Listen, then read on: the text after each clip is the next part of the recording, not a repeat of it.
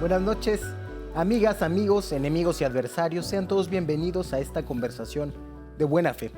Esta noche tengo el gusto de presentarles a Federico Navarrete, investigador del Instituto de Investigaciones Históricas de la Universidad Nacional Autónoma de México y también un intelectual público activo en temas como el racismo y la discriminación. Gracias, Federico, por venir. Es un gusto estar aquí, Gibran. Gracias por invitarme. ¿Cómo estás? ¿Qué Bien, tal gracias. estos tiempos de encierro? Pues de mucha actividad, he estado escribiendo mucho, he aprovechado para eso. Y por otro lado, pues las redes sociales nos mantienen en contacto, ¿no? Aún si no nos vemos físicamente, nos encontramos en... Todo el tiempo en debate y hasta más encono que cuando estamos Sí, claro. físicamente. Sí, porque físicamente pues uno ve a la gente a la cara, es otra persona. En las redes sociales es muy fácil ya demonizar. Y ponerse uno contra las letras del otro, contra los dichos del otro. Ahora me da gusto que podamos conversar presencialmente. En De Buena Fe no hemos dejado de grabar así. Y siempre es distinto, creo que para mantener el tono así. Y ahora te invito, porque has estado escribiendo en Twitter, en algunas iniciativas que coordinas en la universidad, y también desde un libro que hiciste sobre la conquista. La conquista ha sido tema porque conmemoraremos 500 años de que sucedió. Y no solamente la conquista, el gobierno de la República quiere conmemorar también la fundación de México Tenochtitlán. Pero por ahí ya ha habido algunos que dicen que no se puede decir que se haya fundado también en un año 21. Empecemos por ahí. ¿Es la fecha correcta para conmemorar ambas cosas? Pues esa siempre es un debate con las conmemoraciones, ¿no? Si realmente lo que se dice pasó en esa fecha. Y me temo que lamentablemente en los dos hitos que estamos marcando, no está claro que podamos establecerlos únicamente en ese año, ¿no? Para hablar de la fundación, pues realmente los códices y las historias escritas por los indígenas y los españoles varios siglos después hablan de 1325, dependiendo de cómo lo hagas la equivalencia de los dos calendarios, del calendario mexica y del calendario español. Pero hay diferencias también en las fechas. Y esta fecha de 1321 pues tiene que ver con la idea de una serie de eventos lunares y de una fundación lunar de México Tenochtitlan que la verdad no ha convencido a la mayoría de los especialistas y a mí tampoco particularmente como una fecha histórica. Por otro lado, México Tenochtitlan todo parece indicar que se fundó sobre una ciudad anterior, que era una ciudad otomí, que se llamaba también el ombligo de la luna o algo que tenía que ver con una de las posibles etimologías del nombre México, ¿no? Puede significar el ombligo de la luna también. Aunque tampoco está 100% claro, todo esto está lleno siempre de dudas, hay versiones contradictorias. Y entonces, pues lo que conmemoraríamos sería la fundación de un centro político de un pueblo que se construyó después de haber, pues, conquistado tal vez, sometido o al menos haberse instalado encima de otro pueblo que ya existía previamente. En ese sentido, esa fundación de 1321 no es una fundación prístina, es ya resultado de una relación política, lo mismo que lo que sería pues, la fundación de la Ciudad de México 2 siglos después, por ahí de 1524, no fue exactamente en 1521, cuando los españoles decidieron construir la capital de su nuevo dominio, de lo que querían que fuera su nuevo dominio, todavía no lo era, sobre las ruinas de lo que había sido la antigua capital mexica que habían destruido 3 años antes. Entonces, más bien eso lo que nos habla es que en el caso de la Ciudad de México, que la Ciudad de México ha sido fundada muchas veces y que de alguna manera, pues una ciudad, para la mayoría de los pobladores de la Ciudad de México, que somos hijos de inmigrantes de primera, segunda o tercera generación, pues la Ciudad de México fue fundada hace 40, 50 años, hace 30 años cuando llegaron nuestros papás aquí, ¿no? De todas partes del país y de todas partes del mundo, ¿no?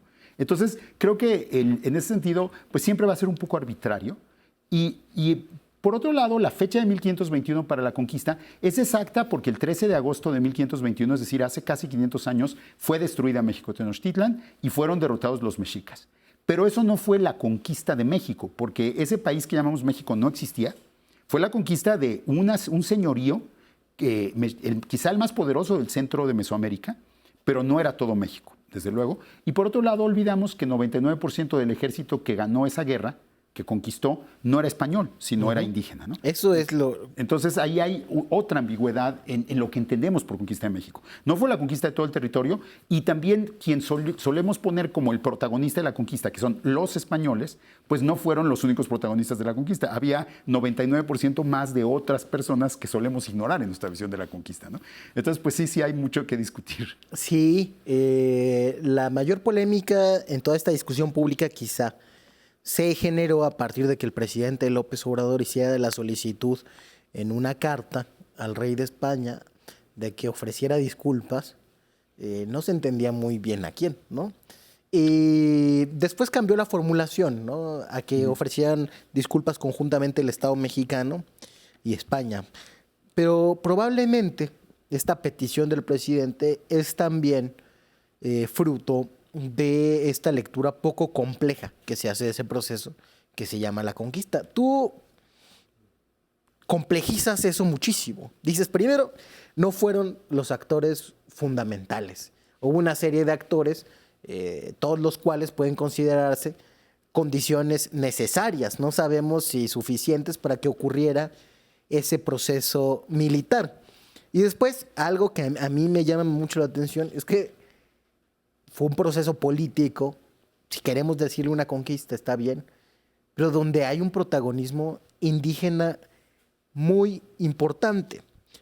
Nos decías, fueron indígenas conquistando a otros indígenas, donde el 1% eran combatientes españoles.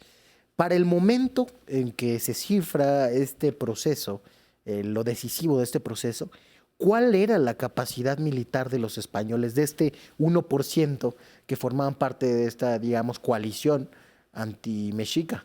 En el momento, justamente a finales de abril, el 25 de abril de 1521, es decir, hace casi exactamente 500 años, Cortés hizo una revista ya preparando el asalto final a México Tenochtitlan, después de que ya habían cercado la ciudad por todos los extremos del lago de Texcoco y realmente las tropas aliadas indoespañolas dominaban el Valle de México, salvo el islote de México Tenochtitlan. Cortés hizo una revista de sus tropas y resultó que tenía poco menos de 1 millar de soldados españoles, de los cuales había 100 caballeros, o sea, solo 100 tenían caballos, y la mayoría de esos caballos no eran caballos de guerra, eran caballos agricultores traídos del Caribe que no eran muy buenos en combate. O sea, no eran el tipo de caballos que nosotros imaginamos cuando imaginamos una caballería militar fuerte. Tendrían cuando mucho 40 arcabuces, que eran armas de muy poca capacidad, que tenían que recargarse entre cada disparo, que no podían realizar más de un disparo cada 3 o 5 minutos. O sea, no eran las armas de fuego que nosotros conocemos ahora.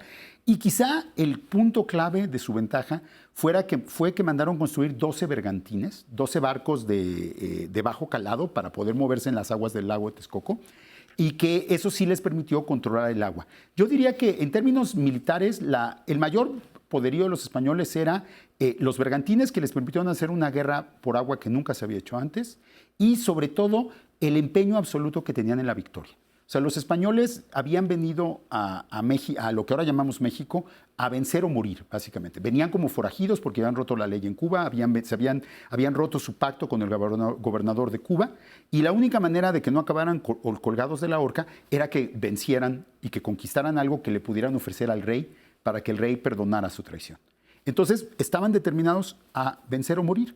Y esa es una gran ventaja estratégica. No es una ventaja de superioridad tecnológica, no es tampoco una ventaja de superioridad moral, se llama desesperación. El 99% del ejército, que eran alrededor de 100,000, hay quien dice que había hasta 200,000 soldados indígenas, a mí me suena quizá exagerado, y pues más o menos, nunca sabremos, pero hablamos de 100,000 soldados, pues estaban unidos por diversas razones, ¿no? Muchos eran enemigos de los mexicas y pues estaban continuando una rivalidad que había existido desde antes, como los tlaxcaltecas. Otros habían sido vasallos de los mexicas y ya no querían seguirlo siendo. Hizo una especie de revolución y entonces decidieron cambiar de amo, por así decirlo. Y todavía no estaba claro quién iba a ser su amo, porque los españoles pues tampoco se veían tan poderosos, ¿no? O sea, digo, entonces también, si los españoles eran menos de 1,000 y los mexicas tú sabías que eran 10,000 y llevaban fastidiándote 30 años, pues a lo mejor te ibas con estos locos y a ver qué pasaba luego, ¿no? Y otros eran de plano, ahí sí, quizá traidores, en el sentido de que eran los antiguos aliados de los mexicas, como los texcocanos, que habían compartido el poder Texcoco y Tenochtitlan durante los últimos 100 años, y a la hora de la hora, Texcoco se pasó del lado español para hacerse más poderoso. Entonces, digamos que los indígenas estaban actuando, haciendo política a su manera, a la manera mesoamericana, que era una política muy facciosa, en que era de alguna manera un enfrentamiento entre pueblos que siempre habían estado enfrentados. Y los españoles metieron un nuevo componente ahí, que era esta voluntad de victoria absoluta y la capacidad que tenían, que como no eran indígenas, podían poner de acuerdo a todos los indígenas. Si los tlaxcaltecas hubieran querido organizar una rebelión contra los mexicas, los texcocanos no los hubieran seguido, porque hubieran dicho, no, pues nosotros nos matamos hace 10 años, en la última guerra no sé qué, y entonces no se hubieran seguido. Si los texcocanos hubieran querido hacerla, los tlaxcaltecas y los chalcas no se hubieran seguido. En cambio, como a los españoles nadie los conocía y eran como los New Kids on the Block, pues entonces era más fácil que todo el mundo se aliara con ellos porque no eran los viejos enemigos conocidos. Héctor Aguilar Camín retoma en una de sus columnas recientes, donde retoma también tu libro, un trabajo que tiene la hipótesis de que Cortés pudo convertirse en un articulador de estas distintas facciones que mencionas, porque fue antes una especie de mercenario o de combatiente acomodaticio para resolver pleitos sucesorios en algunos de los señoríos. ¿Coincides con esta lectura? Sí, es de José Juan López Portillo y me parece una lectura muy, muy interesante. De hecho, una cosa que tampoco se suele contar es que los españoles llegaron a México en abril de 1519, esta expedición, la de Hernán Cortés, en abril de 1519, y para mayo, junio, básicamente se estaban muriendo de hambre. Las pocas provisiones que traían de Cuba ya no les duraban, y no sabían plantar maíz. Aparte, no habían venido ni a plantar maíz, ni amaranto, ni a trabajar la tierra.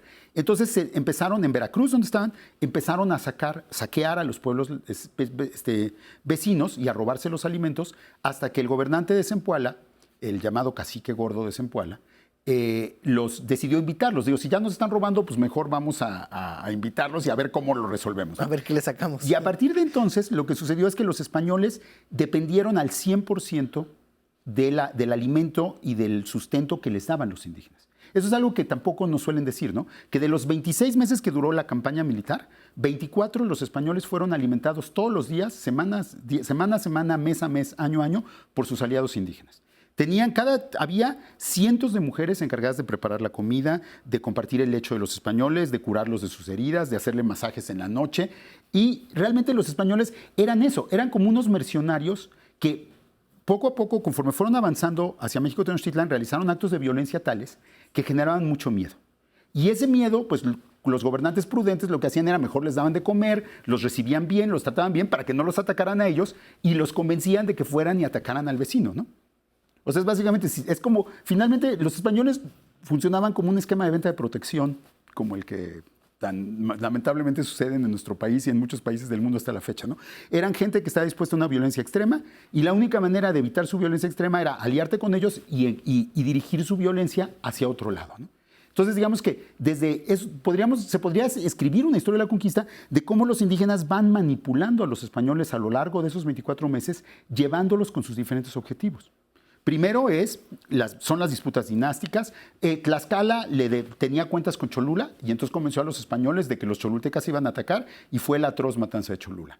Luego Tlaxcala quería conquistar a Tepeaca, que era el gran centro político con el que había tenido guerras desde hacía décadas, pues conquistó a los españoles convenció a los españoles de que conquistaran a Tepeaca y así sucesivamente. O sea, Cortés siempre dice, yo decidí atacar tal ciudad, yo ordené hacer esto.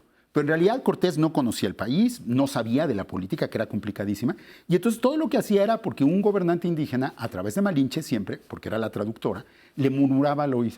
Los de esa ciudad son malos, vamos contra ellos. Los de esa ciudad son nuestros amigos, no los ataquemos. Y así los diferentes grupos indígenas fueron llevando a los españoles por su lado, a lo que les convenía. Y los españoles también manipularon eso para hacerse más poderosos. O sea, fue una situación muy ambigua, ¿no? En que los pueblos indígenas seguían sus objetivos y los españoles seguían los suyos, y los españoles estaban convencidos que todo era por ellos. Y seguramente los tlaxcaltecas estaban convencidos que todo era por ellos y los texcocanos pensaban lo mismo, ¿no? Como pasa en muchas alianzas políticas. Es decir, todos estaban haciendo política con sus recursos. Naturalmente, los combatientes españoles desde una posición de debilidad que seguramente no pasaron a la historia como deberían de haber pasado. Y yo creo que en muchos momentos estuvo en las manos de poderes indígenas realmente mayores exterminarlos, pero decidieron utilizarlos. Creo que aquí queda muy clara la circunstancia de que tenían pleno conocimiento de su condición humana y que estos mitos que se vendieron por tanto tiempo en la historia mexicana de que les consideraron un carácter divino, etcétera, etcétera, no tienen un asidero si vemos la interacción política que llegaron a tener, ¿no? Sí, no, definitivamente. La idea de que Cortés es Quetzalcóatl es un invento más bien de los españoles, que fue utilizado para legitimar su conquista a ojos de los indígenas, ¿no? Pero, y aún es probable que en los primeros tiempos los españoles sí fueran considerados dioses, pero en Mesoamérica los dioses no eran buenos. O sea, nosotros pensamos Dios y pensamos en Dios Padre Todopoderoso, que es bueno, que tiene una barba blanca y que da la ley y que es la justicia y el orden y la bondad. No, los dioses mesoamericanos había dioses caníbales, había dioses que eran fieras feroces, eran criaturas peligrosas de las que tenías que cuidarte. Entonces, a lo mejor los españoles sí eran considerados dioses, pero más como ese tipo de dioses peligrosos y salvajes, de alguna manera, que como el dios de los murales religiosos católicos, ¿no? Entonces, también hay diferentes concepciones religiosas en esto, no solo la católica y no solo la idea del dios bueno como Quetzalcóatl, ¿no? Vamos a ir a un corte, usted siga con nosotros, estamos conversando sobre la conquista de Buena Fe.